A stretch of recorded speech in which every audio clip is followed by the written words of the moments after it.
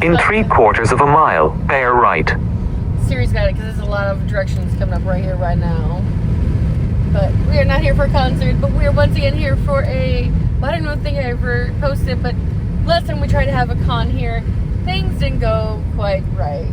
But I've talked to the people who run this show, so I know officially how to get in and all that fun stuff. But of course, hopefully should be the title of it.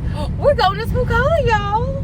And wow, unlike what Tampa J already spoiled who is here, I am not. I'm going to let you guys see when I see the one I'm here for. Okay, there's at least like 3 people I'm here for. 2 are kind of connected. One is definitely not connected. But yeah. Alright guys, so yes, as you might see, well, oh, it's upside down, but we are at Spookala. But it's funny because as it seems to be every time I'm over here, there's something else happening nearby. So we got the cheerleaders over there. We got the spooky over here. It's like being at the mall. There's Claire's, there's Hot Topic. Guess which side I'm going in? Of course, the Hot Topic side.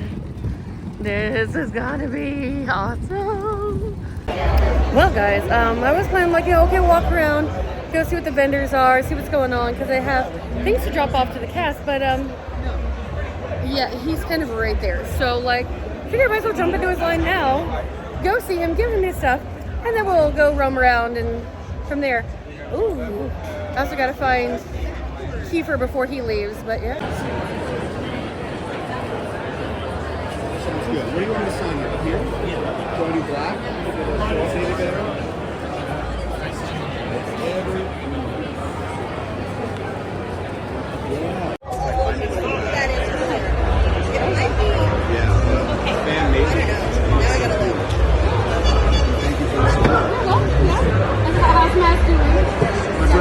He's got 3 kids now. Yeah, he lives in Long Island. He's a teacher, and he also coaches baseball teams. Yeah, he still coaches. Yeah, I love his kids. I have a party in here. I've seen some of your pictures on Instagram.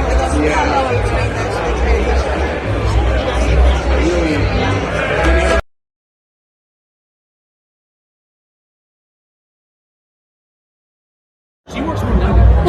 She has 3 jobs. She sold her dance studio only to work at it as a teacher. And then 2 other studios around the neighborhood. So she's literally, she's 73 and she's not stopping. She's going to do a triple turn. I can't do one turn. I can't do anything. You get bored. Yeah? She packed it. I'm just Look like at this. She's not that tall or anything. She used to be a lot taller. I mean, not anymore. Past her. amazing. I wish I was a lot taller than her. Bring back Timmy, yes. Start the campaign. Oh, I went to Universal and there is no merch with your face on. I'm like, what the hell, guys? So we walked around and was like, yeah, campaign. You should have thrown over tables. Right? Yeah. And they're like, okay, new news, we're bringing back the old cast, except for the Murphy kid. Like, what the hell? Trust me, I know. I'm still waiting for that phone call. But I think it's got to be the fans. Yeah. If the fans It's on demand it, petition. if the fans demand it, they'll do it. If not, I just think that they're resistant to it for whatever reason. And it's a shame because every other 80s, 90s thing, not only kids, but like everybody. It's literally just us. And we don't really good in that way. Yes. Okay, you guys literally nearly died. I mean, you've died like about 5 times in that movie. Come on. It's true. I mean, by the dinosaurs, I was electrocuted, I was hit by a car, everything. Squished by the dinosaur. Yeah. Alright guys, so I almost don't even want to film this because I don't want to touch my camera because I just had a handshake, high five because of wearing the D-back shirt, and held hands with Joe for a couple seconds. It was sweet, it was touching, it was adorable. I'm gonna cry a little bit. Oh, there's Kiefer. We got, I go to see my other boy. Found a pic. Right. But yeah, so I got to talk to Joe and he was very touched about, you know, getting support and stuff. So I'm gonna just freak out a little bit. It's okay, it's fine, whatever. But at least glance over and see Mr. Sutherland is over there. I don't even know if he is right now. You know, it's funny. I don't remember which convention it was, but we were heading to a line for Pete and Keith, and got to stand and talk with Chris Judge several times. And then here, He's kind of Mr. Hot Shiz. And now we're here. And then we got Daddy Shazam here. That actually was a last minute announcement. But I mean, this like Christian, like this boy got a happen line. And yet I started talking to him. What convention was that we were talking to Chris?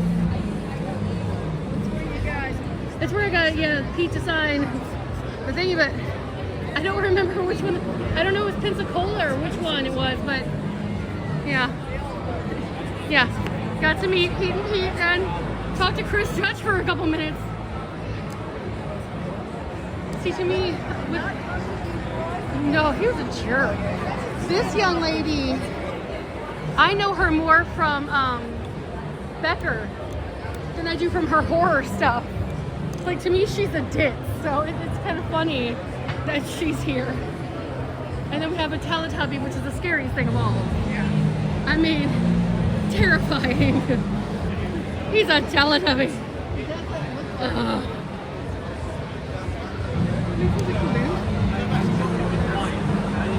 Yeah, Kiefer, I don't think is back yet, but that is okay.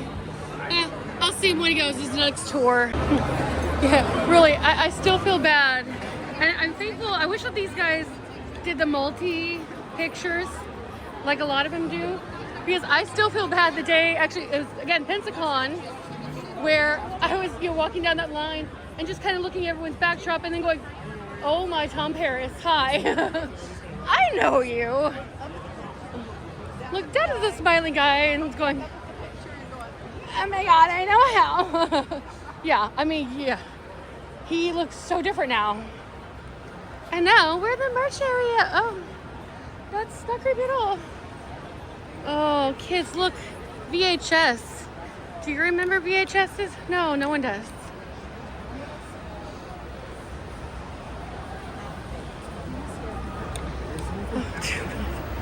Oh, but there was, I forget whose channel I was watching, but there's apparently a guy who's trying to become the Guinness Book World Record holder for the copies of Titanic on VHS. I don't know why. Oh, the Crow. I wonder, Snarky J might be here, or will be here, I hope. Oh, that's cool.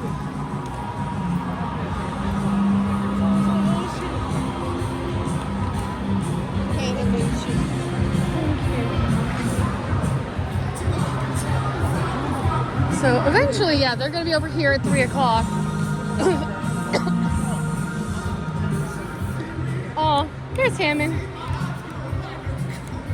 I love when he walked up and he's like, hi, Grandpa. Even his are painted to match. Yeah. Cute. That's the kind of That looks dangerous.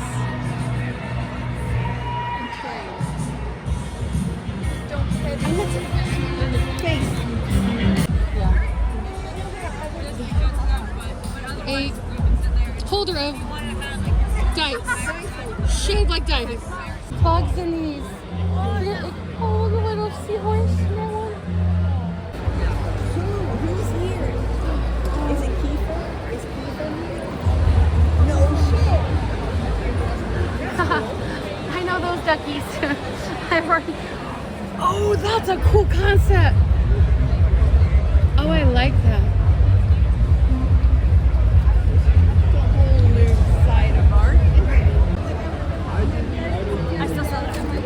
Are these even 3D printed? Yep, everything on my table 3D Oh, printed. that's so cool. Thank you. My You will collection. not find any of this stuff on my Etsy store, but I can do custom listings and been like, hey, message me saying, hey, I saw you at Spookala, and I was interested in, like your Ryuk, and I'll be like, okay, cool. I'll create a custom listing for you and I'll ship it to you. Oh, you got square. Oh yes, I love my square. Yes. Yeah. Hi guys. There's gray clouds up there, and I just met Joe, and doing stuff anywhere near Joe Mazzello, it has to rain, like I told him in my letter. I mean, yes, there's some gray, blue there, but there's also gray and wind. It's gonna rain because I'm doing stuff with dinosaurs and Joe Mazzello.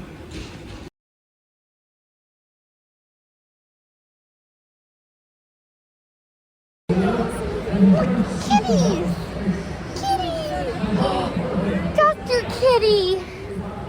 Jack Kitty? Says these are kitties. Beetle Kitty? Kirk Kitty? That's awesome. They should just Kitty. list everything. That is so cute. Right. Yeah. Calf Kitty! You got Beetlejuice. That is beautiful. Oh, Salt Kitty! I wonder if Lydia knows about stuff like this. Right? I love those spinners. Yeah, but Gremlin. Yeah, I saw the picture over here. A Link Kitty. Now see, Link Kitty, you just spend the entire game just whacking pots and stuff. That's it. Nice.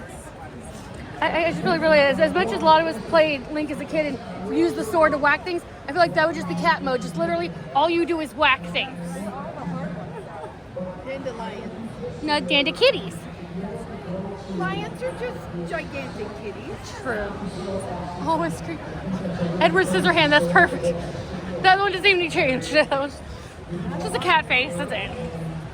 Oh, that's so cool. I'm running over.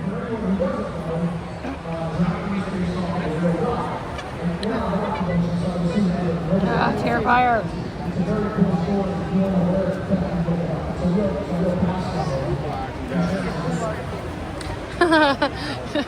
Getty.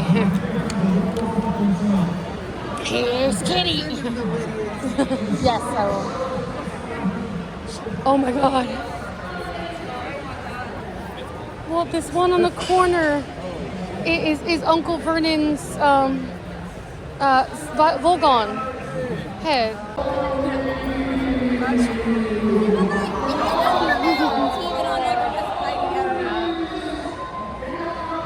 Love these masks.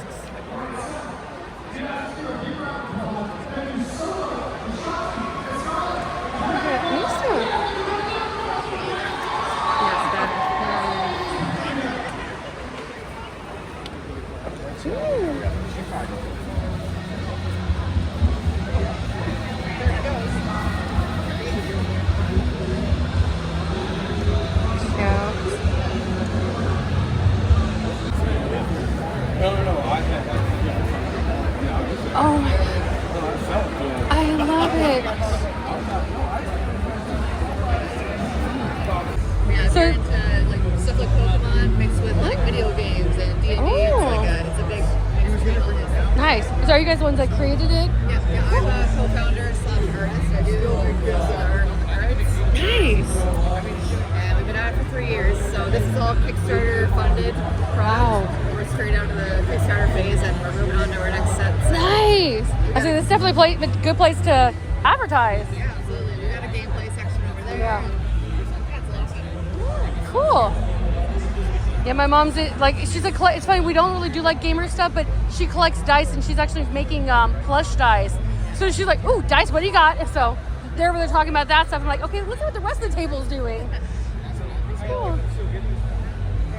Grab this. It's got our logo on it. So Oh, yes, for sure. I'll check you out too.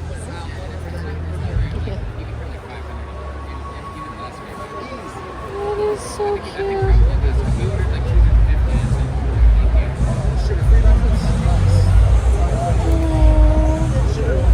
That is so cute. Awesome. Let's see what it is.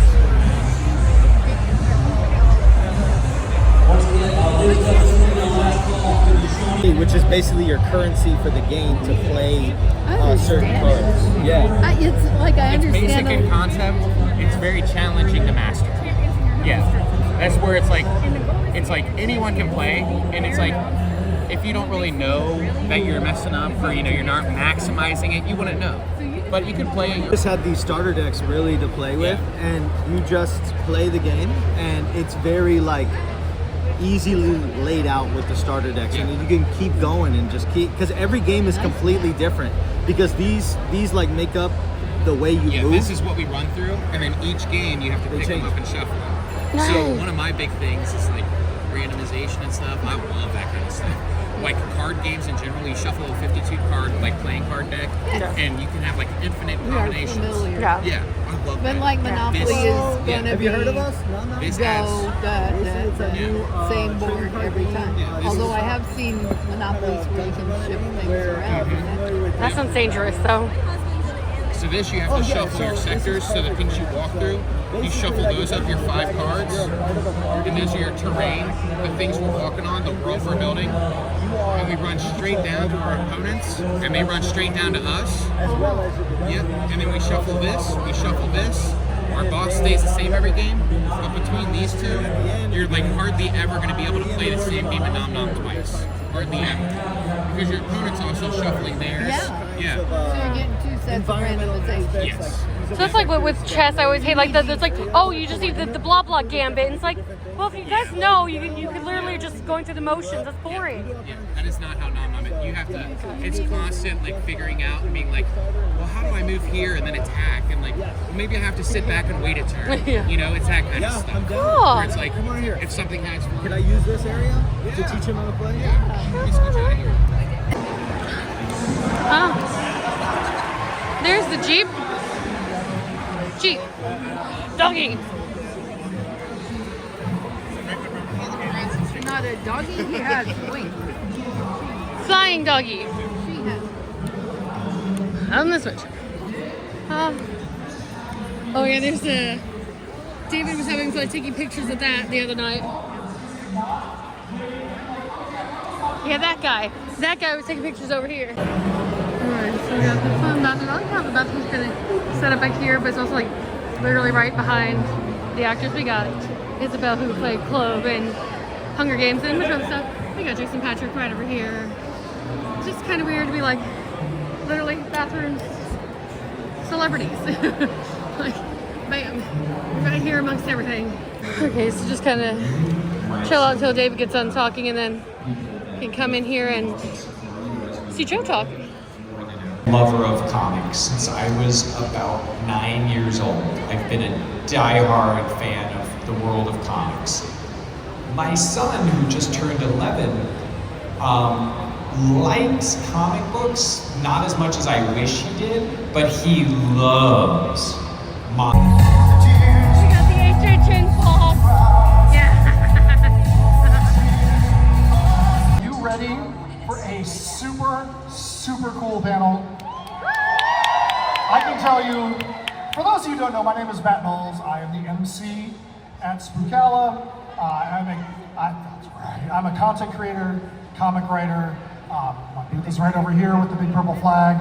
But when I'm up here, you guys aren't really caring about that stuff. But when you're not in a panel, if you want to go over there, that's great. But I can tell you, as a panel host, one of the things that I love so much about what Deej, who puts these shows together, what his mind puts together, he loves having people where it's the first time. First convention appearance. First time at a US convention appearance. Reunion show. This is what we have coming up right now, which makes me so happy to know that these people coming up here, their first experience at a convention in the USA is gonna be you guys.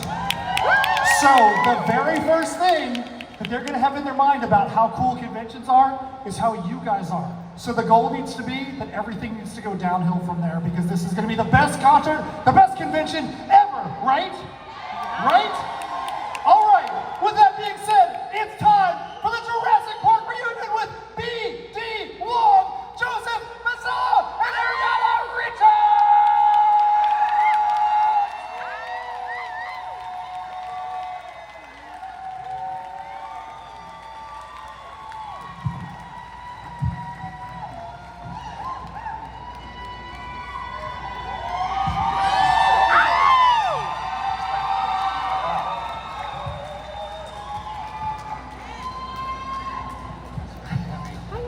BD, you're smiling right now. What do you think about all these people in the audience that are up here for you guys?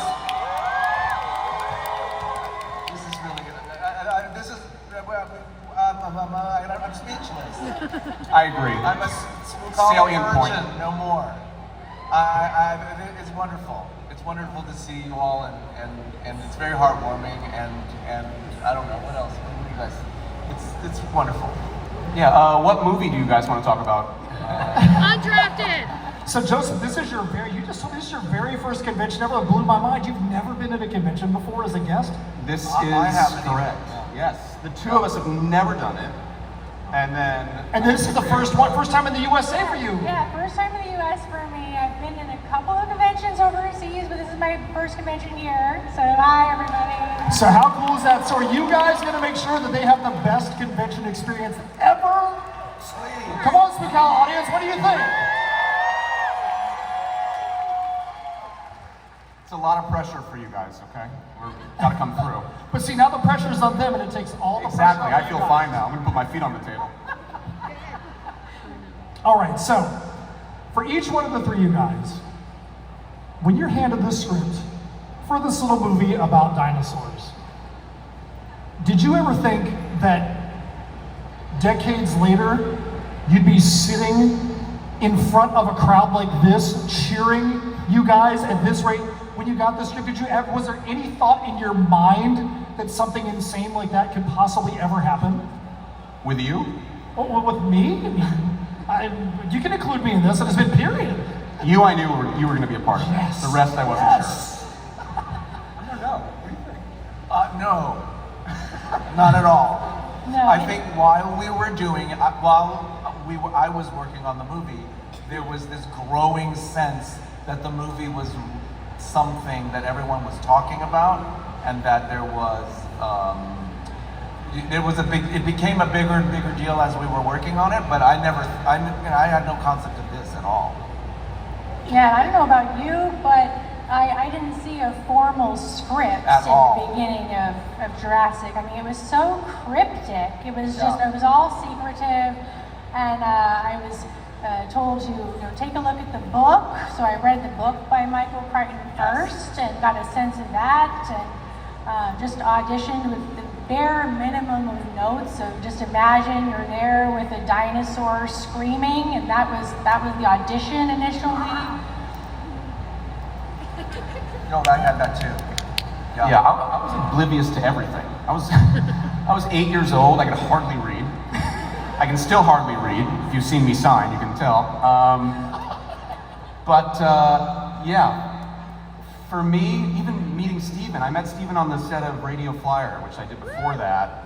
And hey, Radio Flyer heads. Steven was just this nice man with a beard who kept wanting to talk to me. And I didn't really know why, and he was showing me the sets for Hook. And originally he kind of wanted me to be in that, and then it didn't happen. So he said, "Don't worry, Joey, I'll get you in a movie this summer." And that movie happened to be Jurassic Park. So we didn't know I didn't know anything. It was just like kind of make-believe and magical, and the dinosaurs and an amazing cast. And before you knew it, everyone in the world knew who we were. It was that fast, and it was very unexpected. I think the first week we were up against Last Action Hero, and we weren't sure what was going to be number one, if it was us or Last Action Hero, and then suddenly Jurassic was number one for the next 1,000 weeks or something like that. So, as I told you, this is the first convention appearance together for them. So, how cool is it? And I can tell you, so Steph, you see, who is dressed just like me, but 1/3 my size, when they announced Joe, she was like, because she's a huge Jurassic Park fan, she's like, oh my goodness, if only Deej could get Ariana and you could have the reunion of the kids from Jurassic Park. How cool would that be? And then a couple weeks later, he got her on here, and how big is that? That this crowd gets to have the reunion of these two kids that were never been on the stage again. Thank you. So I'm gonna ask the two of you, what kind of relationship, kind of bond did you guys have being the kids? I mean, when you watch that movie, you're like, okay, this is a movie that's gonna be about adults, and we know the adults that are in there, but you guys have a ton of screen time. You guys are the second act and further into that movie, you guys are pretty much have as much screen time as anybody else. how did you lean on each other? Did you lean on each other? Did you have a good relationship? Did you guys hate each other? What kind of relationship did you guys have when you were on the set together? Well, I remember our first scene that we ever had, and it was one of those ice water dips because we had just met and we had just gotten to this set of Jurassic on Kauai. And there's this scene with the electric fence, and my brother Timmy, it looks like he's dead, and I'm having to get into character in this really emotional moment where I'm crying my eyes out about my brother, who I just met on the set. And so that I had to really act that day. It was a little different than what Joe had to do, pretending to be dead. But no, that was acting too. but seriously, what you were saying about our relationship as brother or sister, seriously, it was like you were such a brother, even when we weren't filming. Okay, I have a story for you. So Joe was such a bad influence, he had me sticking clothespins on the other cast members' costumes. And this happened for weeks on the set. It went on for weeks and weeks. And our main targets were Sam Neill and Jeff Goldblum. So we were an absolute nightmare for continuity. But I have to tell you, I learned a very important life lesson from this. We were never caught. It was so worth it, and I would do it all again. So basically what you're saying is when we've seen clothespins around Spookala that we know who did it and who instigated it? What about you, Joseph? What did you feel about the relationship that the two of you guys had during that time? I'd actually really like to switch seats with you because I can't be this close. We had such an amazing time, and it was a family affair. Like, both our families were there the whole time. So my brother and sister were there, her sister, and we were just having a blast. Like, basically every day we would be playing make-believe on set, and then we would get home, usually right before sunset, so that we could go boogie boarding outside of our hotel in Kauai. And so we would just try to catch the waves like for another hour. We were swimming in that pool the whole time. We would play, when we got to LA, we were playing board games all the time in the trailers. Like, we were literally just hanging out the whole time. Like, I know it is a movie with adults in it. We kind of forgot that. And like, it just kind of felt like this thing that we were kind of doing, especially when we got to do the kitchen scene, because that was 2 weeks together, where it was just the two of us. It was just you and me and Steven, and kind of like that was like that inner group, kind of doing it together. And there's no one else I could have imagined doing it with other than Ariana. I mean, we just had such a wonderful time, and I think it shows. I think it shows in the movie that there was something special there. That was a great, great moment. Oh, thank you so much, Joe. That is really, really, really special, and it's special for me too. I have some amazing memories, and that scene in the kitchen, it had to be my favorite one to film as well. And it just, so many aspects about the experience, just being in that kitchen, creating that scene. I still can't believe it took 2 weeks to create it, but it was a great 2 weeks. I just remembered something. When Halloween happened while we were shooting, we went as our characters out for Halloween before the movie came out.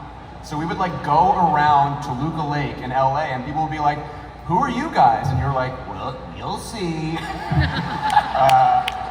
And they did. And also, we would go, sometimes when we had like a long lunch, and we were shooting on the Universal lot, well, that's where Universal Studios is in LA. We would just like, they would open the gate for us, and we would like go on some rides, like, again, like in our makeup, looking crazy, and they would call it a field trip, and that would be a part of our schooling. So like, we literally just hanging out literally all the time. We had the best school, didn't we? It was so much fun. It was I learned a lot. It was kind of an unschool, and I still remember my math book was covered in the blood makeup. Mine was covered in real blood. All right, so BD. So your character is an important part in Jurassic Park, but you don't get as much screen time. Your character doesn't have as much screen time as it does in Jurassic World. How did you feel when we got to Jurassic World and you got to be more of an integral part of the script on screen when we got to Jurassic World? I was like Ariana, I had been told to read the book before auditioning for the movie, and I was really psyched to be up for this great, huge role that was in the book. and then I was booked for one day on the movie. And that created a whole, like, I remember I asked to read the script that wasn't readable. They told me that I had to go to Spielberg's office and sit in the waiting room and read it and give it back. So they let me read it. But that is when I found out that I indeed was working only one day on this character that I thought was a much greater opportunity. So when Colin Trevorrow reinvestigated the character for the Jurassic World trilogy, I had been bitter for 23 years about the character having been slighted. That's how I felt. And felt incredibly, I don't know, validated or seen or something, you know, on behalf of the character. I felt, oh, finally he gets like a voice of some kind or other. And that has really felt really good. It's been a big part of a big sense of peace in my career, actually. That's good. That's good to hear that. That's good to hear that. So, I guess it's good that, you know, after 23 years of that, now you can be up on stage with fellow members of your Jurassic fraternity and enjoy the experience, because I would assume that bitterness has kind of gone away. Now it's about... Oh, absolutely. Yeah, I didn't want you to think that. No. Now it's all about positivity, being able to go and read. It is. It's extremely positive. It's all of one mind, right? It's all like a healed thing to me. So, and with you only being on set for one day in Jurassic Park, I would assume that you and Joseph and Ariana weren't ever together at all, even backstage during the film. I don't think so. I don't even know if we met at the premiere. I don't think so. Mm-hmm. We met at the premiere of Jurassic World. Yes, that was the first time we met. Yes. And then we met at the season 4 premiere of Mr. Robot. Yes. Yeah, that was where we first met, actually. Yes, I absolutely remember that. Yeah, that was awesome. Like, who are you? You know, like this grown-up person, right? And having to explain to me, you know, that was, you know, yeah. So Joseph, in this movie, there's a lot of screaming and there's a lot of being covered in dirt. What did you think about you having to be in a sense of peril through so much time and you're in the movie, in Jurassic Park? Yeah, someone was pointing that out to me. Like, I kind of forgot how much Tim goes through. Like, he's electrocuted, he's crushed by a car a second time, he's chased by dinosaurs. I got a little residual snot from the sneeze. He really goes through it. And I also had to eat some terrible lemon meringue pie. I think that was the most traumatic. But I mean, the makeup and the blood and everything was like fun. It was very crusty though. I remember like trying to get into those clothes. They were like always like, because they kept them dirty because they wanted to keep the continuity, you know? So you would have to like slip into them in the morning when it was all crackly, and then they would like put more like dirt on me or whatever. But actually, Steven always thought I was too clean. Every day, the first thing we would do when we showed up on set was take my hair and just go, he hated like how like neat I looked. So I guess I had to learn to be dirtier. All right, so I could ask a lot more questions up here, but in the interest of trying to get as many questions answered as possible, Steph's gonna come back up to the microphone. We're gonna do what we've done for the previous panels. We're gonna try to get through as many of these as we can. The reason being that Steph's gonna have the microphone is because if I said, hey, if you've got a bunch of questions, come up to the mic. We know that the line is going to be to the parking lot. We've seen this happen before, and you know, we know we need to have this thing done by a specific time, and we want as many questions asked as possible. So, Steph, that's right. You're going to go to our favorite questionnaire from Friday's panels. See, I remember you. So let everybody know. Let them know what your name is. Yeah, my name is Barbara. And Barbara, what is your question? Who is it for? My question is for BB. For BD? Yes. How did you feel when you went from the good guy to the bad guy back to the good guy? Well, that's like a dream, right? That's like an actor's dream, that the opportunity. People often personalize the characters and feel bad for us when we have to do bad things, but we love doing bad things. We want to do bad things.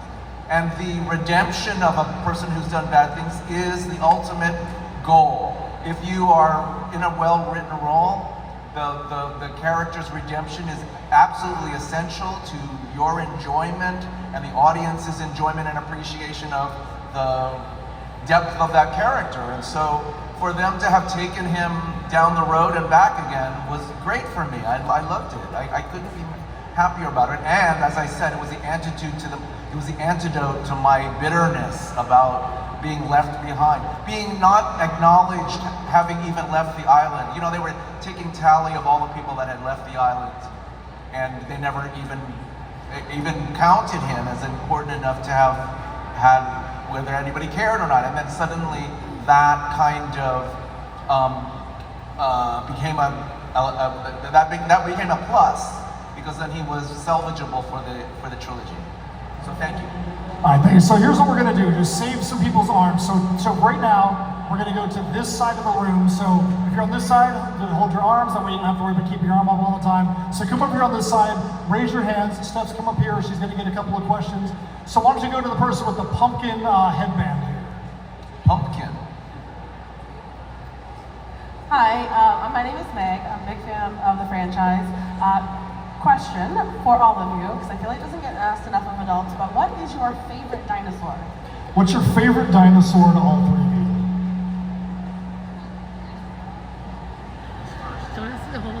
I mean, I think my favorite dinosaur is the Velociraptor, because she's my baby. I guess. They will have a different point of view. What's the spitter called? Dilophosaurus? Dilophosaurus. Yeah, the spitter. Yeah, I mean that's how we knew it on set. We didn't, we were familiar with each other, so we called him spitter. I just love that moment in the movie, and kind of a hero because kills the bad guy.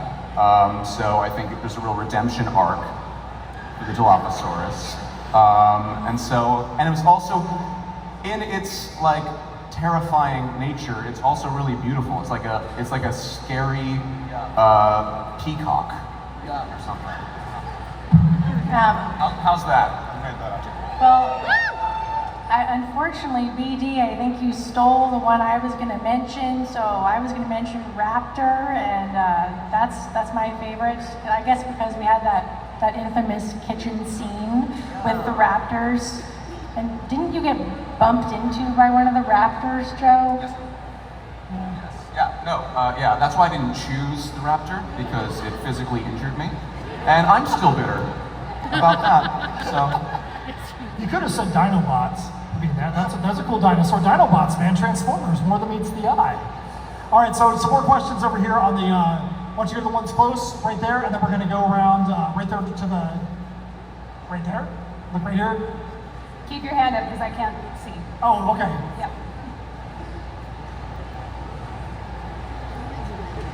Hi, so this is for BD.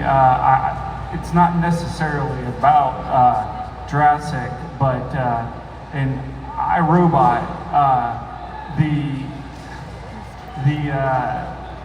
leading in being able to do transgender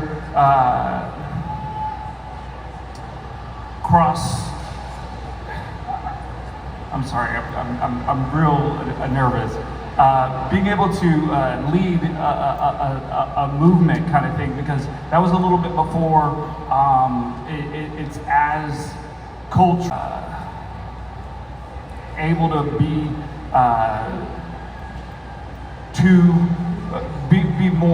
trans. How did that feel? How did you like being able to do something like that and lead that? Well, I mean, you're talking about kind of what it means for an actor to play a trans person in the history of our timeline, and how that has changed since I did it. Is that what you're saying? Because that's what I would say if that's not what you were saying. It's always wonderful to be playing the most interesting and complex characters. This particular character, White Rose in Mr. Robot, was happened to be a trans person, and so that was an aspect of her being that made the character interesting. I think the time for non-trans actors to be playing trans characters is past, and so I acknowledge that, and I guess I could say I was lucky that I was squeezing in at the very end of the as the door was closing, and that it was very meaningful to me to have that job. I took that job with a certain amount of trepidation, and then I just tried to run with it. You know, I don't know. Thanks. All right, so Steph's out here on the far side, so Steph, let's get somebody out here on the edge on this side, whoever you so choose. Hi there. My question is for Joe.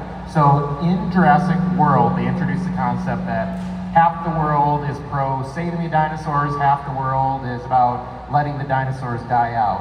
Given Tim's experience, but also his love for dinosaurs, how would adult Tim feel about dinosaurs in the world? What would he want them to happen? Boy, it would be nice to find out one day what adult Tim. Adult Shane, all right, seasoned veteran on the panel stage. He might be of two minds, because that was his passion and his love, but I'm sure it's also now his greatest fear and some kind of trauma that he'll have to work through in his life. And I think it would make for a very interesting character one day. All right, so now we're gonna go to this side of the room. So Steph, find somebody on this side of the room that you wanna put the mic up in their face and see what their question might be. All right, going to the man with the Stone Cold Steve Austin hat on over here. Thank you. Great fan. I love Jurassic Park for everybody I speak. But I was just curious, for Jurassic Park, now, did you guys get to take home like any props or anything cool from Jurassic Park? Because there were so many cool things there. Did you guys get to take home any props or anything cool from any of the movies? Yeah, I got a, I guess it was an original model Raptor that I still have. It's like yay big-ish. Wow. And I keep it in my house. I transported it when I moved across the country. Somehow I didn't break it, thankfully. And it is absolutely one of my most prized possessions. It's super amazing to have that, and it's such a wonderful reminder of the very cool thing that we got to do. That's really special. So sometimes I'm kicking myself for not trying to bring my wardrobe back with me. I never took anything cool from the set like that. I'm surprised you didn't bring home any of your clothespins. That's right. That would have been a good memento, right? What about you, BD? I got nothing but 23 years of bitterness. I took the back of my chair home. That was about it. I did that. Yeah. Yeah, me too. Yeah. All right, so Steph, I think you had somebody already pegged for the next question. All right, before my question, Joseph, I already said thank you to Ariana and BD long earlier because y'all were all inspirations for Jurassic Park to my now career, helping with the Raptor Center of Tampa Bay, working with modern raptors nowadays. So I work with bald eagles, owls, hawks, and whatnot, and it's just been an honor, like being able to take a passion from dinosaurs to modern animals. But to continue to the question, all the animatronics I know like are so realistic from what I could tell. Like, how was it being like face to face with the T-Rex and the raptors, even to the hatching of the baby raptor in the lab for BD Wong? So the question was, how was it being face to face with the lifelike, as far as we would know, lifelike animatronics? How was it being face to face with those when you were on set? Well, I wasn't, so I can't answer that. Yeah, I mean, it was really cool. It was kind of like life imitating art, where our characters are disappointed that they don't see any dinosaurs for a while. And we didn't see any for a while. We were like, where are these things? I thought we were making a dinosaur movie. And then when they finally came around, it was of course spectacular. I remember one time Steven taking us out of school and being like, hey, another field trip. He loved those. And taking us just to show us the T-Rex in kind of all its glory. The T-Rex was never really full, it was mostly in pieces. But once you kind of got in the space of where you're shooting, all you could see was the lifelike animal. And it was amazing. One of the coolest things I think was when we did the kitchen scene, because in that one we saw every way they could have had a dinosaur on set. It was on set there. Like there was the ones where, like, if you look behind the counter, it was like 21 people doing every little thing. Like someone was just controlling the nostrils, someone was just controlling the eyelids, and it was like a symphony where they all had to do it in unison and together, because it had to be seamless and perfect. We had people actually in suits for that. We had CGI for that. We had one that was basically on a shopping cart for that. So they were just kind of like, we got to see kind of every single possible way that they were gonna bring this magic to life in those 2 weeks. And so I feel like, for me, that was the most special moment. But man, it's crazy. Like they had like a model and they would like move the tail, and then suddenly the big tail would move. It was Stan Winston, those guys were just geniuses beyond compare. Yeah, I think Joe and I were always hanging out with Stan Winston and John Rosengrant and just annoying them, basically, and asking them, how does this work? Show me how the toe works, and I want to see it move. And Stan was always so sweet. I mean, he was the late and great Stan Winston. We will always miss him. All right, good stuff. Okay, give me another couple questions here. What about this dude over here with the glasses on, right there? Yep. Keep your hands up. Earlier, you guys told that lady over there what your favorite dinosaurs were. The whole point of the movie is modifying the dinosaurs. How do you change those dinosaurs? Like, how would you genetically modify them, and what would you call the new dinosaur? If you could genetically modify one of your dinosaurs, what would you do to genetically modify it, and what would you call it? That's a big time question. Declaw them.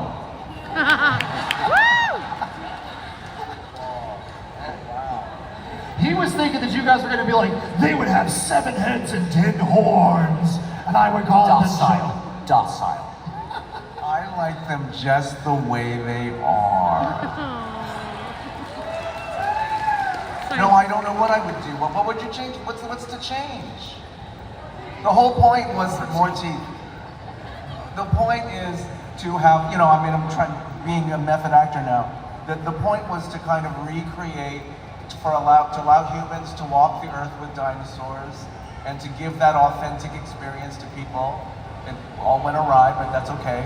And so I always felt as the character that a sense of that the part of that conflict was a sense of whether or not one strayed from the reality of that or not.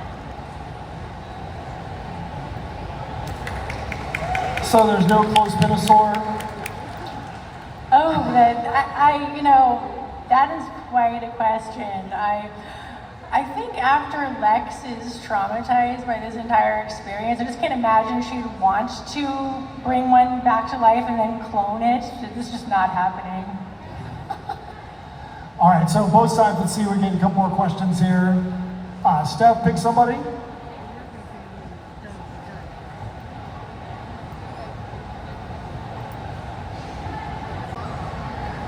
Sorry. Hi, everyone. My name is Daniela. It's not a question. I just wanted to say thank you to all of you for being such a big part of my childhood, such a big part of my life. I was a very sickly child and very lonely, and you guys really helped me go through it all the medical treatments, and I'm starting a career as a voice actor now, thanks to the inspiration that all of you gave me. So that's just what I want to say. Thank you so much for being there. Thank you. Congratulations on your voice acting. All right, Steph, turn around. There's the lady right there in front of you with the white rim glasses. Hi, my name's Carrie, and this is a question for BD. First off, I just need to say a little bit of something. When I was in high school, I saw clips of you in M. Butterfly, and that was part of the reason I got a theater degree. You were inspirational to me as an actor, and I have followed your career. I remember seeing you in Jurassic Park and going, oh my God, it's BD Wong. And I've followed your career through SVU and Gotham and all these amazing things. And you are incredible, sir. I just want to say that. But I would like to know how you found your years on SVU, because I loved you on SVU. How'd you find your years on SVU? How did you find your time on SVU? Oh my gosh. Well, it was, I mean, I have a really wide range of feelings about SVU, and one of them is that I am incredibly grateful for the exposure. It just skyrocketed my exposure to a whole other level than it had ever been at before, from Dick Wolf and from his faith in me and giving me that job. That job was really meaningful to me because I was a new dad right when I got that contract. I wanted to stay in New York. I didn't want to come traveling, going to LA, and I wanted to be home with my family.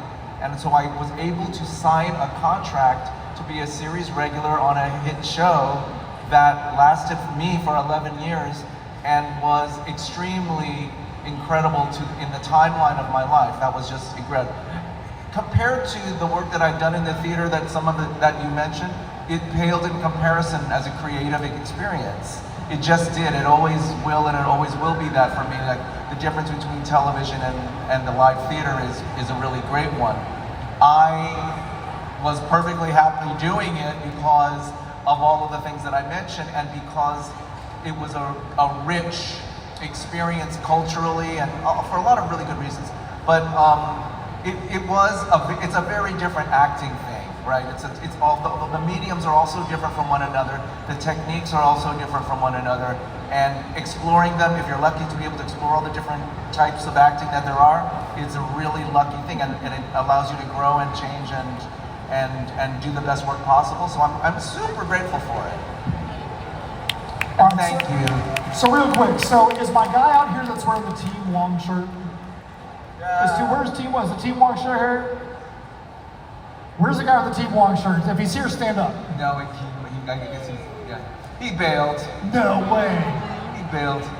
Team Wong shirt's not here, man. I told him if he was here, we were gonna shout him out because he walked over to our table in that shirt. I'm like, dude, Steph was like, that's pretty awesome, man. All right, so let's see if we get one or two more questions. What about the dude with the dinosaur hand up here? I mean, probably get this question and then one more, and then we'll go from there. So the dinosaur in the hand is the one who asked the question. It's so nice to see you guys all here, all at the same time. Down here in Florida, of all places, thank you guys so much for making the trek out. I do have one question for the entire panel. In any of the movies, because BD, you're in all the Jurassic World movies, was there any scenes that you guys shot that didn't make it into the final cut that you would like to see again? Any scenes that you guys shot that didn't make it into the final cut that you wish would have made it there? It's going to be a boring, quick answer. No. There's nothing. I don't think there was any full scene on the cutting room floor that we were supposed to be in. No, I mean, I remember. We were so great. They couldn't possibly cut anything out. That's right. Us on the cutting room floor? Come on. All right, so let's get one more question from out there. What about the guy in the Sam Neill hat? The Sam Neill hat. That's Dr. Grant. I'm sorry, Dr. Grant hat. So make this the best question in the history of the Jurassic Park panel. Firstly, my name's Shane. Thank you guys for dedicating your time and coming down here. You guys also inspire me to pursue a career in environmentalism and conservation, so thank you. And my question is for Joseph and Ariana. The last time we saw your guys' characters was in the very beginning of The Lost World with Jeff Goldblum. Where do you think your characters went from there? Did Tim go on to study paleontology? I feel like there's like some, what's the word, canon for this out there. I feel like there's like something that has I don't know, either comic books or somewhere where like they say kind of what happened to Tim. What do I think happened to Tim? I mean, we were talking about this, like they are the heirs to, you know, John Hammond's fortune, right? And there's got to be something there that has been passed down, even if the company goes somewhere else, that like they have some connection to it. And I would have to imagine that Tim has found his way into this world and hopefully as a hero, not a villain, trying to do something to, you know, maintain, I guess I don't know, the order, because it's gotten chaotic, but also like preserve what was so amazing about the dinosaurs coming back in the first place, and I don't know, maybe trying to find some way to still make it work for dinosaurs to safely coexist with humans. That's my guess. I don't know. Like I said, I'd love to see it someday. I don't think any of us will know for sure right now. A bunch of fans I think have come up with some great scenarios, I imagine, but I think that Lex and Tim became pretty close after going through that experience on the island, so they had a good friendship and they probably grew up working together on whatever project was meaningful to them. I can imagine Lex probably stayed involved with computers. That had to happen, but who knows exactly where it all led. Yeah, I think Tim maybe wrote a book about it. I think.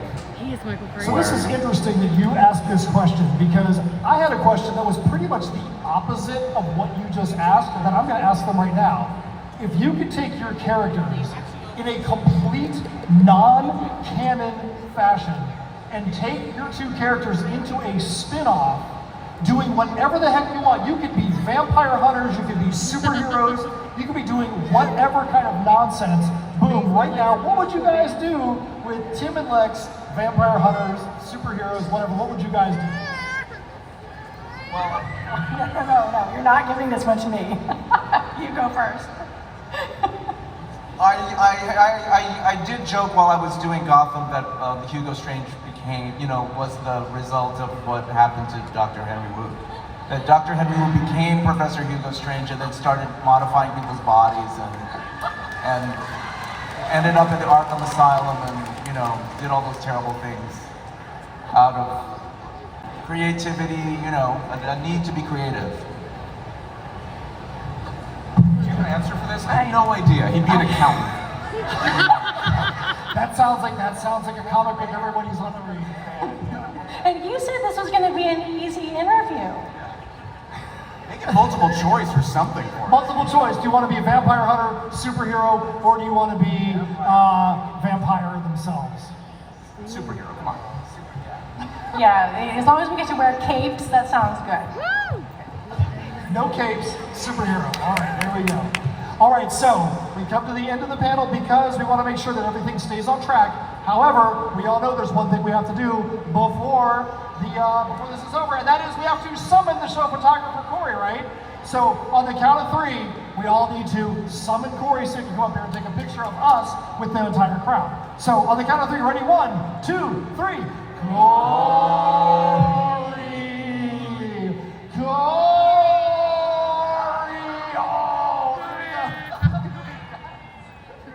It was Velocicorey. Want to make sure you guys, we're going to ask the guys to give them a big round of applause here in a minute, but before you do so, we want to make sure you guys know we got great entertainment coming up. Soon you have Cherry Bombs, you have Tyler Posey, and then you have Corey Taylor. So Tyler Posey and Corey Taylor both doing acoustic sets. Tyler Posey, if you guys didn't hear earlier, somebody that is not named Tyler Posey is leaving today with his guitar. There are raffle tickets at Tyler Posey's booth you can go pick up. And he is going to raffle that off at the end of his set. So you don't have a ticket, you want to go over and get that because somebody's leaving with his... So guys, nothing else I've gleaned from today, it's that if you are a Jurassic Park fan and think that they should bring Timmy back, we're going to start a petition. In fact, actually, probably when I post this video, I open a link.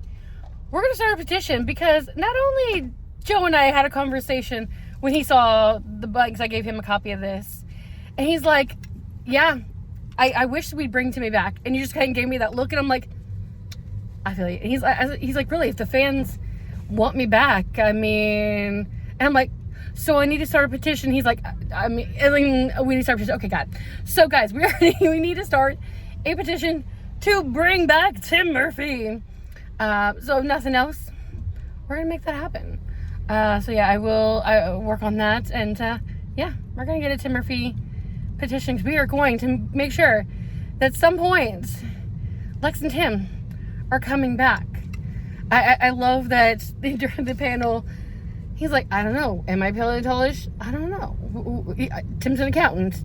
Apparently Tim's an accountant. Now we know. Now, but I think especially, it's funny, or a superhero.